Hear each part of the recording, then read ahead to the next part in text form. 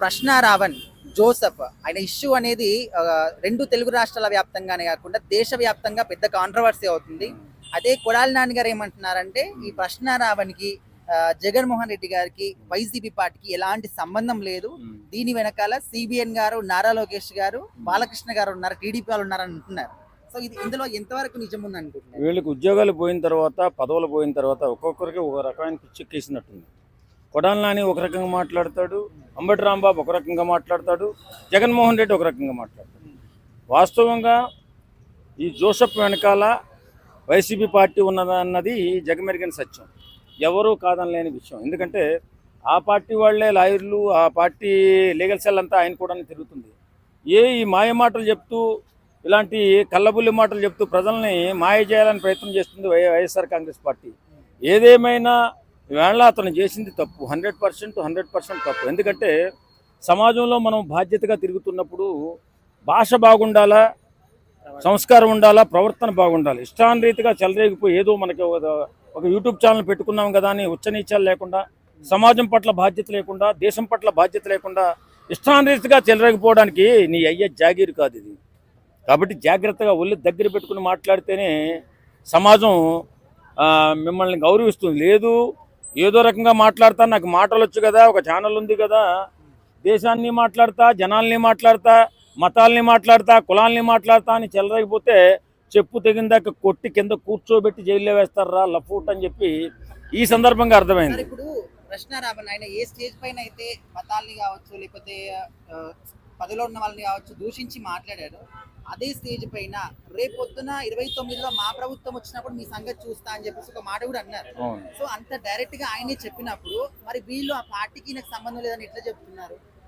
ఇప్పుడు ప్రత్యక్షంగా సపోర్ట్ ఇచ్చి కూడా మాకు సంబంధం లేదని చెప్తూ ఒకడమో సపోర్ట్ మేము ఇస్తామంటాడు, ఒకడమో సపోర్ట్ మేము ఇవ్వట్లేదు, జనసేన పార్టీ కేసులు పెడుతుంది తెలుగుదేశంలో. అవునా, జనసేన పార్టీయే పెడుతుంది.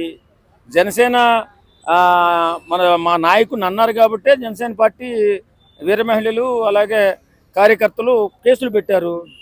నువ్వు తప్పు చేసుగా లేకపోతే కేసులు ఎందుకు పెడతారు? ఎంత ఘోరంగా విమర్శించావు. ఒక డిప్యూటీ సీఎం పట్ల బాధ్యత లేకుండా నీ ఇష్టానుసారంగా మాట్లాడి మతాల మధ్య స్విచ్ పెట్టాలని, కులాల మధ్య స్విచ్ పెట్టాలని, అదేదో ఊరులో ఏదో అవమానం జరిగిందంటే కాపులకి, ఎస్సీస్కి ఆ అవమానం జరిగితే పవన్ కళ్యాణ్ బాధ్యత వహించాలంట, పవన్ కళ్యాణ్ నోట్లో అని హావభావాలు అతను ఎలా ఉన్నాయి తెలుసా? అలా మూతొంకర పెట్టడం, ముడ్డొంకర పెట్టడం. ఈ వేస్ట్ నా కొడుకు వల్ల మొత్తం బాధ్యత లేకుండా పోయింది. యూట్యూబర్స్ అందరికీ కూడా అన్న చెడ్డ పేరు కూడా వచ్చింది. సార్ ఇప్పుడు ఆయన ఫోన్ ని పోలీసులు సీజ్ చేశారు. అయితే ఫోన్ ఇచ్చేటప్పుడు ఆ డాటా అంతా కూడా డిలీట్ చేసి ఇచ్చాడు అనమాట ఆయన ప్రశ్నారావణ్ అనే పర్సన్. అయితే ఆ డాటాను అంతా కూడా రికవరీ చేసిన తర్వాత అందులో అమ్మాయిలకు సంబంధించినటువంటి న్యూడ్ వీడియోస్ ఉన్నాయని చెప్పేసి ఫోరెన్సిక్ ల్యాబ్ రిపోర్ట్లో తెలియదు. సో దీని వెనకాల ఎవరున్నారు, అసలు ఆయన ఫోన్లోకి అమ్మాయిల వీడియోస్ ఎట్లా వచ్చాయని చెప్పేసి పెద్ద ఎత్తున చర్చ సాగుతుంది. సో కొంతమంది ప్రకాష్ రాజ్ గారు దీని వెనకాల ఉన్నారని చెప్పేసి కూడా అంటున్నారు. సో దీని గురించి ఈ ప్రకాష్ రాజ్ అయినా లేకపోతే ఈ జోసెఫ్ అయినా వీళ్ళంతా బ్లాక్ మెయిలర్స్. అంటే భయపెట్టి బాధ పెట్టి ఇదొక రకమైన మాఫియా అన్నమాట. అదే కాకుండా ఈవేళ ఎన్ఐఏ కూడా ఎంటర్ అయిందంటే కారణం వీళ్ళు దేశానికి ప్రమాదకరమైనటువంటి కార్యక్రమాలు ఏవో చేస్తున్నట్టుగా అనుమానం వస్తుంది. ఎందుకంటే ఆ ఫోన్లో ఉన్నటువంటి డేటా డిలీట్ కొట్టిన తర్వాత, ఆ డేటా రికవరీ అయిన తర్వాత పోలీసు వారు విస్తుపోయేటటువంటి నిజాలు అందులో చాలా ఉన్నాయని చెప్పి తెలుస్తుంది.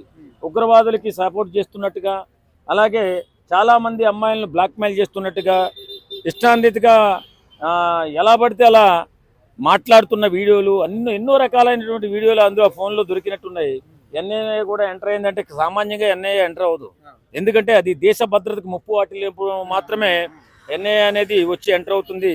వచ్చి దేశానికి ఏ రకమైనటువంటి ముప్పు వాటిల్లే అవకాశం ఉందో ఖచ్చితంగా తెలుసుకుని వీనికి ఇచ్చే బహుమతి వీరికి ఖచ్చితంగా ఇస్తారు. ఇలాంటి బాధ్యతలైనటువంటి వ్యక్తులు సమాజంలో చీడపురుగులుగా మారిపోయినటువంటి ప్రకాష్ రాజ్ కానీ, లేకపోతే ఈ ప్రశ్న జోసెఫ్ కానీ, తులసి చంద్ కానీ, అలాగే ప్రకాష్ రాజు కానీ, వీళ్ళు ఎవరైనా సరే బాధ్యతగా సమాజం పట్ల బాధ్యతతో మెలిగే విధంగా ప్రభుత్వాలు వీళ్ళని బుద్ధి చెప్పాలా, అలాగే పోలీస్ డిపార్ట్మెంట్ కూడా బుద్ధి చెప్పాలా. బాధ్యత మరిచి ప్రవర్తించే ఏ ఒక్కడైనా సరే వదిలిపెడితే మన దేశమే ప్రమాదంలో పడే అవకాశం ఉంది. కాబట్టి దేశ అభివృద్ధి ఆగిపోయే అవకాశం ఉంది. కాబట్టి ఇలాంటి దరిద్రులందరికీ, ఇలాంటి చీరుపురుగులందరినీ కూడా వీళ్ళకి బుద్ధి వచ్చేలాగా తయారు చేసి సమాజంలోకి వదలవలసిందిగా కేంద్ర ప్రభుత్వాన్ని అలాగే రాష్ట్ర ప్రభుత్వాలని అలాగే పోలీసు వ్యవస్థని మనస్ఫూర్తిగా కోరుకుంటున్నాం. ఇప్పుడు వైఎస్ జగన్మోహన్ రెడ్డి గారు కానీ వైసీపీకి కానీ ఎటువంటి సంబంధం లేదని చెప్పేసి చెప్పడానికి ఆయన దగ్గర ఉన్న ప్రూఫ్స్ ఏంటి? అంటే ఇక్కడ కేసులు పెట్టినా Same. కూడా జనసేన వాళ్ళే పెడుతున్నారు, టీడీపీ వాళ్ళు పెట్టట్లేదు, అందుకోసం అని లేదు ఇప్పుడు సేమ్ అదే విధంగా ఇప్పుడు నారా చంద్రబాబు నాయుడు గారు కానీ లోకేష్ గారు కానీ లేదంటే పవన్ కళ్యాణ్ గారు కానివ్వండి, వీళ్ళు ఎవరైనా ప్రత్యక్షంగా వచ్చి కేసులు పెట్టారా? లేదు. మరి పెట్టినప్పుడు వీళ్ళకి ఎలా ఆపాదించారు కొడాలి నాని గారు? అంటే కొడాలి నాని గారికి తెలివి అనేది రోజు రోజుకు తగ్గిపోతుంది. ఆయన వీళ్ళ పేర్లు చెప్పారు. ఇప్పుడు వీళ్ళ పార్టీలో ఉన్న వాళ్ళు మేబీ పెట్టారేమో, వాళ్ళే పెట్టారని చెప్పి గ్యారంటీ ఉంది. ఇంకా బయట వాళ్ళు పెట్టలేదా? అంటే వైఎస్ఆర్సీపీ వాడు ఒక్కడు కూడా దొరకడా? ఒకవేళ పొరపాటున దొరికితే మీరేం చేస్తారు? రాజకీయ సన్యాసం తీసుకుంటారా? నేను చూపిస్తాను వెతికి ఆ పెట్టిన వాళ్ళలో వైఎస్ఆర్సీపీ వాడు కూడా ఉన్నాడని చెప్పేసి. అప్పుడు మీ సమాధానం ఏంటిది? నేను చెప్పదలుచుకుంది ఒకటేనండి. ఇందులో ఏంటంటే అటు వైఎస్ఆర్సీపీయా లేకపోతే టీడీపీయా లేకపోతే జనసేన అని చెప్పేసి కాదు. ఇక్కడ తను టార్గెట్ చేసింది హిందూ సమాజాన్ని. భారతదేశంలో ఏదైతే అత్యధిక జనాభా ఉందో, ఏదైతే సనాతన కాలం నుంచి, సనాతన ధర్మం అంటే సనాతన కాలం నుంచి ఉందని చెప్పి అర్థం అండి. సనాతన కాలం నుంచి ఏదైతే అవలంబించుకుంటూ వస్తున్నామో అది సనాతన ధర్మం అన్నట్టు. అటువంటి ధర్మాన్ని నీచంగా తక్కువ చేసి మాట్లాడమని చెప్పి ఆ ప్రశ్న రావడానికి అని చెప్పేసి పరిపాటి అయిపోయింది. సరే, ఇప్పుడు ఆయన ఏదైతే స్టేజ్ పైన మాట్లాడారో ఆ స్టేజ్ పైనే డైరెక్ట్ గా ఒక మాట చెప్పాడు, రేపు పొద్దున మా ప్రభుత్వం వచ్చినప్పుడు మీ సంగతి ఏంటో చూస్తా అని చెప్పేసి. Same dialogue. సో అలాంటప్పుడు మరి వీళ్ళు దేన్ని బేస్ చేసుకొని పార్టీకి నాకు సంబంధం లేదని అదేనండి. ఇప్పుడు క్లియర్ గా కొడాలి నాని గారు మీకు ఈ డైలాగ్ వినిపించిన తర్వాత కూడా ఇంకా మీరు వైఎస్ఆర్ జగన్ గారికి సంబంధం లేదని చెప్పి అంటారు. మరి పవన్ కళ్యాణ్ గారు చెప్పిన డైలాగ్ ఏమని చెప్పిన ఆయన చెప్పలేదు. ఆయన చెప్పినది మీ నాయకుడు ఎవరైతే చెప్పినారో 2029 వస్తుంది అప్పుడు మనం చూద్దాం, అప్పుడు భరించండి అని చెప్పి మీ నాయకుడు అన్నారు. అదే సేమ్ డైలాగ్ని 2029లో మా ప్రభుత్వం వస్తుందని చెప్పి ప్రశ్న రావని కూడా అన్నారు. అంటే మీకు ఎట్లాగో సంబంధం ఉన్నట్టే కదా, మీరు ఫండింగ్ చేస్తున్న దానివల్లనే కదా ఇతను ఇంత రెచ్చిపోతుంది. ఏదున్నా కానీ తను చేస్తుంది అయితే ఖచ్చితంగా తప్పేనండి. ఇంకోటి ఇప్పుడు కొత్తగా ఎన్ఐఏ అనేది ఇందులోకి వచ్చింది. ఎన్ఐఏ వచ్చింది అంటే ఖచ్చితంగా అక్కడ దేశ భద్రతకు ముప్పు ఉంది అని చెప్పేసి అర్థం. దేశ భద్రతకు ముప్పు అనేది ఉంటేనే ఎన్ఐఏ అనేది ఎంటర్ అవుతుంది. వాడు ఎవడైనా కానీ వాడి ఇంట్రాగేషన్లోనే నెలల లోపల తీసుకుంటుంది, బెయిల్ కూడా రాదు ఆ ఇంట్రాగేషన్ మొత్తం పూర్తిగా అయ్యేంత వరకు. సో ఈ ప్రశ్న రావణ అనేది ఎంత దేశద్రోహి అనేది మనకు ఇంకో నెల రోజుల్లో తెలియబోతుంది అన్నట్టు. సరే, ఇప్పుడు పోలీసులు ఆయన ఫోన్ ని సీజ్ చేశారు. అయితే అందులో డాటా అంతా కూడా డిలీట్ చేసిన తర్వాత ఆయన ఇచ్చాడంట పోలీసులకి. అయితే వీళ్ళు ఫోరెన్సిక్ ల్యాబ్ కి పంపించారనమాట డాటా అంతా రికవరీ చేయడానికి.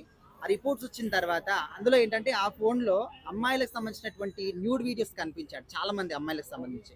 సో అసలు దీని వెనకాల ఏంటి, ఆయన ఫోన్ లోకి వీళ్ళ వీడియోస్ ఎందుకు వచ్చాయని చెప్పేసి కూడా వాళ్ళు ఆలోచిస్తున్నారు. అసలు ఏం జరుగుతుంది అంటారు ఈయన విషయంలో? ఒకటి పత్తిత్త అని చెప్పేసి ఉంటుంది సార్. తను మాట్లాడి ఆ రకంగానే అంటూ నేను సనాతన ధర్మాన్ని తిట్టడం కానీ క్రిస్టియానిటీ తిట్టడం కానీ అంటూ ఏది లేదు. నాకు ఎక్కడ తప్పు కనిపిస్తే నేను అక్కడ తిడతా అని చెప్పి అంటాడు. కానీ తను చెప్పేది ఎప్పుడున్నా కానీ సనాతన ధర్మాన్ని మాత్రం తిడుతుంటాడు. నేను నాస్తికుని అని చెప్పి అంటాడు, కానీ కవరింగ్ చేసేది మొత్తం క్రిస్టియానిటీని. అటువంటి అన్ని చేసుకుంటూ తన క్రిస్టియానిటీలోనే నాకు తెలిసి ఎవరైతే అమ్మాయిలు ఉన్నారో ఆ క్రిస్టియానిటీలో బీద వర్గ అమ్మాయిలు వాళ్ళని ప్రలోభ పెట్టించి వాళ్ళ న్యూడ్ వీడియోస్ అన్ని దగ్గర పెట్టుకొని ఉంటాడు. వీడియో ఎంత నీచుడు అంటే ఎవరికైనా మంచి చేయాలనుకుంటే కనీసం ఆ వీడియోలన్నా పెట్టుకోకూడదు, వానికి ఆ మాత్రం జ్ఞానం అని ఉండాల్సింది. అటువంటిది ఈవెన్ ఫోన్లో డిలీట్ చేసిన తర్వాత కూడా ఎన్ఐఏ లాంటి సంస్థలు, ఎన్ఐఏ వదిలేసేయండి, చిన్న పిల్లలు ఇప్పుడు ఎవరైతే కొత్త సాఫ్ట్వేర్ నేర్చుకుంటారో వాళ్ళకు కూడా క్లియర్ తెలుసు డిలీట్ చేసిన తర్వాత కూడా ఆ ఫోన్ డేటా అని చెప్పి తీయొచ్చు అని చెప్పి. ఆ మాత్రం కూడా తెలియని వాడు వీడు ఎలా మీ నాయకుడు అయ్యాడని నాకు అర్థమయ్యట్లేదు. ఇప్పుడు వీని కోసం అని చెప్పి జులుసులు తీస్తున్నారంట, మా వాడిని అలా అరెస్ట్ చేస్తున్నారు, ఇలా అరెస్ట్ చేస్తున్నారు, ఇక్కడ చేస్తున్నారు, అక్కడ చేస్తున్నారు అని చెప్పి. అయ్యా మీకు కొద్దినన్నా బుద్ధి అనేది ఉంటే మీ చెల్లెళ్ళే ఉండొచ్చు, మీ అక్కలే ఉండొచ్చు, వాడి దగ్గర న్యూడ్ వీడియోలు దొరికినాయి. అటువంటి నీచుడు వాడు ఎన్ఐఏ పట్టుకుందంటే దేశానికి ఖచ్చితంగా దోహేవాడు. అదంతా పక్కన పెట్టేసి మన అక్క చెల్లెలే ఉండొచ్చు అక్కడ, ఎవరు అని చెప్పి మనం చెప్పలేము. అటువంటి వాడిని మీరు సపోర్ట్ చేస్తుందంటే మీరెంత నీచులో అర్థమవుతుంది. ఈ నీచుడికి ఖచ్చితంగా శిక్ష పడాల్సిందే. ఎంతలేనా 3 ఏళ్ళు అని చెప్పి ఎవరు అన్నారండి?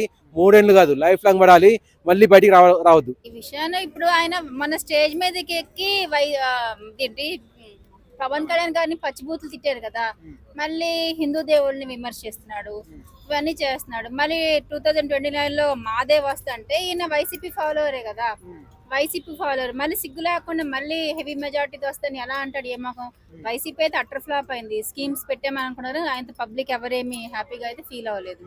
అంటే మేడం ఇప్పుడు ఆయన ఏ మతాన్ని నమ్మను, నేను ఒక నాస్తికుని అన్నప్పుడు అందరి మతాల్లో తప్పులు జరుగుతూ ఉంటాయి, అందరి గురించి మాట్లాడాలి. కానీ ఎప్పుడు చూసినా కూడా హిందూ దేవుళ్ళ గురించి కానీ హిందూ మతం గురించి కానీ మనము నోట్తో చెప్పుకోలేని బూతులు మాట్లాడుతూ ఉంటాం.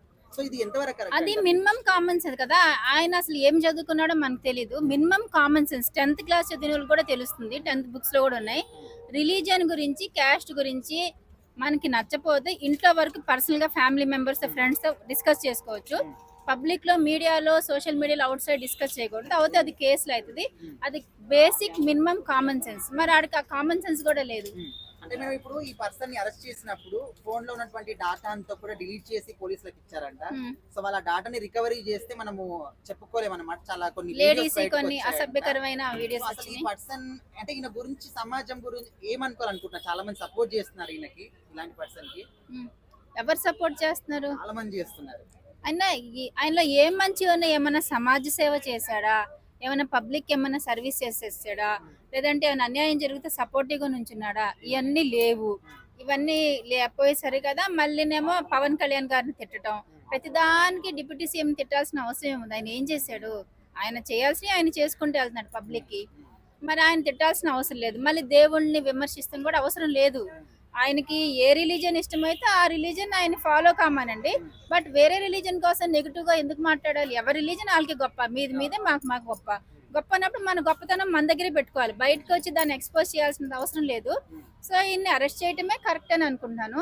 ఈయనకి సపోర్ట్ చేయాల్సిన అవసరం లేదు. ఏం ఉద్ధరించాడు? సమాజానికి ఏమైనా ఉద్ధరించాడా? అంత ఉద్ధరించారంటే డిప్యూటీ సీఎం పవన్ కళ్యాణ్ గారు ఎంతో కొంత హెల్ప్ చేస్తున్నారు. పాసిబిలిటీ ఉన్నది. అసలు జాహ్నవి అయితే హైలైట్ అసలు అన్నిటికంటే. ఇందులో గవర్నమెంట్ మిస్టేకే లేదు. Government place like bus, train అలా పబ్లిక్ రోడ్ల మీద జరిగితే గవర్నమెంట్ ఇన్వాల్వ్ అవ్వాలి. Parents they mistake. ఎక్కడో అడవిలో జరిగితే అడవిలో కెమెరాస్ కూడా పెద్దగా ఉండవు. ఏదో ఆ చిన్న ఫుటేజ్ చూసి వాళ్ళు చాలా వరకు చేశారు. సో సాధ్యమైనంత వరకు పవన్ కళ్యాణ్ గారు పబ్లిక్ కి హెల్ప్ చేసుకుంటానే వెళ్తున్నారు. ఎక్కడ ఆయన మీద నెగిటివ్ రిమార్క్ అయితే లేదు. సో మరి పనికిమాలినోడు పవన్ కళ్యాణ్ గారిని ఎందుకు లాగుతున్నాడు? వీరికి వైసీపీ నచ్చితే వైసీపీతో ఉండాలి. పబ్లిక్ వచ్చి ఎందుకు పబ్లిసిటీ? ఇందే మిస్టేక్ అనిపిస్తుంది. ఇక మేడం ఒక మాటలో చెప్పండి, ఓవరాల్ గా ఇలాంటి పర్సన్ కి చాలా మంది కూడా సపోర్ట్ చేస్తూ ఉన్నారు. సో ఈ సపోర్ట్ చేయడం రైటా రాంగా అంటే ఏం చెప్తారు? ఈయనకి సపోర్ట్ అంటే నాకు తెలిసి వైసీపీ ఫాలోవర్స్ సపోర్ట్ చేస్తారు. అది ఎవ్వరు సపోర్ట్ చేయరు. వైసీపీతో ఎవ్వరు హ్యాపీగా లేరు. ఆయన అందరికి ఆ స్కీమ్స్ ఇచ్చే, ఈ స్కీమ్స్ ఇచ్చే, అవి తినిపించానని జగన్మోహన్ రెడ్డి గారు అనుకున్నారు. అండ్ నెక్స్ట్ ఏమనుకున్నారంటే ఈవీఎంలో ఏదో ఫ్రాడ్ చేసి టీడీపీ వాళ్ళు హెవీ మెజార్టీతో గెలిచారని జగన్మోహన్ గారు ఊహించుకున్నారు. బట్ రియాలిటీలో అది కానే కాదు. పబ్లిక్ కి నచ్చలేదు. అది ఎందుకోసం అంటే పిచ్చి పిచ్చిగా 5 రాజధానులు, 10 రాజధానులు, 4 రాజధానులు. ఎందుకని రాజధాని? నీకు రోడ్ వేస్తానికి బడ్జెట్ అయినప్పుడు నువ్వు అన్ని రాజధానులు ఎందుకు వేస్తావు? దానికోసమే అటర్ ఫ్లాప్. పబ్లిక్ ఎవరికి ఇష్టం లేదు అన్ని రాజధానులు. హైదరాబాద్ లాగా ఒక క్యాపిటల్ పెట్టుకోవాలి, ఒక రాజధాని పెట్టుకోవాలి. దీనికి ఇప్పుడు మనకి ఎవరిదైనా సంతకాలు కావాలన్నా, స్టాంపులు కావాలంటే ఇక్కడ నుంచి ఇక్కడికి మనకి బడ్జెట్ తగ్గుతుంది. అంతేకాని కర్నూలులో ఒక చోట, విశాఖపట్నంలో ఒక చోట, కోర్ట్ ఏమో ఎక్కడో కర్నూలులో పెడతానని కాసేపు, విశాఖపట్నం కాసేపు, విజయవాడ కాసేపు, విశాఖపట్నం నుంచి విజయవాడ, విజయవాడ నుంచి కర్నూలు ట్రాన్స్పోర్టేషన్ చాలా అవుతుంది కదా. ఇక్కడే జగన్మోహన్ రెడ్డి గారు మూర్ఖత్వం మనకి అర్థం అవుతుంది. పబ్లిక్ దగ్గర బడ్జెట్ అన్నారు కదా, అక్కడ నుంచి ఇక్కడ పైగా రేట్లు ఒకటి పెంచారు. ఏపీ మరి ఇక్కడ పెంచారులే తెలీదు. ఏపీలో అయితే బస్ టికెట్ రేట్లు పెంచారు. ఎలా తిరుగుతారు? ఏమైనా సంతకాలు అయితే అవసరం అవుతుంది కదా, కోర్టులు, కేసులు, లేదంటే ఇంకేదైనా అన్నప్పుడు. వెనక ఉన్నోళ్ళు అసలు ఎవరు అని అంటే అది ఎవరంటే పోలీసు వాళ్ళు సిఐడిని వేయాలి. అవన్నీ వెనక ఉంది ఎవరు, ఈ దేశ ద్రోహుడు ఎవరు అన్నది వీళ్ళు బయట పెట్టాలి. కాబట్టి అది చెల్లుల పడతారనే వాడు ఈ అమ్మాయి, ఇంకో తులసమ్మ ఉన్నది కదా, ఆ గంజాయి మొక్క ఇళ్లలో మన దేశాన దోసుకునే గంజాయి మొక్క, వీళ్ళందరూ చాలా ఉంటే డిలీట్ చేసారు. ఎక్కడ దొరుకుతామో మనం ఏం చేస్తాం అని. వాడికి దమ్ము ఉన్నాడంటే డిలీట్ చేయకూడదు కదా. పోలీసు వాళ్ళు తీసుకుంటారు. ఎందుకంటే వాడి డ్యూటీ, పోలీసు వాళ్ళ డ్యూటీ వాళ్ళు చెయ్యాలి. నీకు ఏం లేదు ఇగో చెల్లని ఇవ్వాలి. అయితే ఈ ప్రకాశ్ రాజు కూడా ఏం మాట్లాడతారంటే ఆయన సెల్ ఎందుకు తీసుకున్నారు అని మాట్లాడుతాడు. మరి ప్రకాశ రాజుని ఎన్ని రోజులు బట్టో వాడిని పోలీసు వాళ్ళు ఎందుకు పట్టుకోవట్లేదు? మరి ఈ ప్రభుత్వాలే కానీ మన ఆంధ్ర తెలంగాణ వాళ్ళు ఫస్ట్ మెయిన్ మన తెలంగాణ వాళ్ళు ఎక్కువ పెట్టాలి, వాడి మీద కేసులు పెట్టి వాడిని తొక్కియాలి. అసలు మెయిన్ వాడు ఒక 3-4 మన దేశాన్ని నాశనం చేయడానికే పుట్టిండ్రు, పుట్టిండ్రు కూడా. ఇంకా ఇలాంటి వాళ్ళు ఎంతమంది అనుకున్నారో ఇంకా బయటపడతలేదు. కాబట్టి ఏ సీడ పురుగునైనా ఎమ్మటే దాన్ని తుంచి పడైతే మన దేశాన్ని బట్టిన పీడ పోవాలి కదా. వాడి సెల్లు తీసుకున్నారు, వాళ్ళ డ్యూటీ వాళ్ళు చేస్తారు. ప్రకాష్ రాజు ఆయన సెల్ ఎందుకు తీసుకున్నారు ఏందని మాట్లాడుతాడు.